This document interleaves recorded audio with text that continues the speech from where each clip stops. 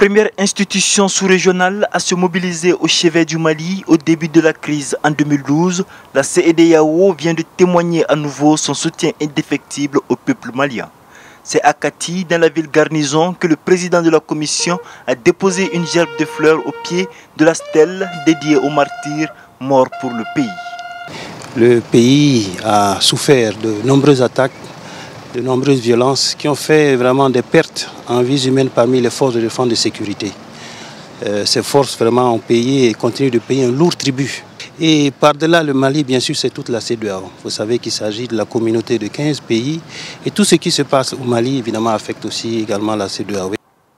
Cette visite qui intervient suite à l'attaque du camp militaire de Djoura et la tuerie de masse dans le village d'Ogossagou-Peul visait non seulement à présenter les condoléances, mais aussi à réfléchir ensemble avec les autorités maliennes et les différents acteurs de la mise en œuvre de l'accord de paix d'une stratégie globale de lutte contre le terrorisme dans la zone.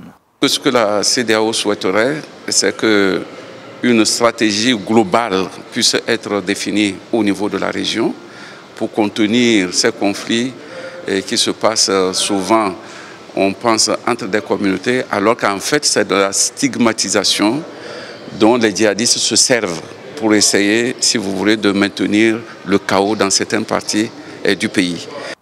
La commission de la CEDEAO a donné une enveloppe de 100 millions de francs CFA, soit un peu plus de 153 000 € pour soutenir les familles des victimes. Avant de repartir du pays, la commission a eu droit à un exposé du ministre de la Sécurité, le général Salif Traoré, sur l'état des dispositifs et des dispositions prises par l'État du Mali en vue de lutter efficacement contre le terrorisme.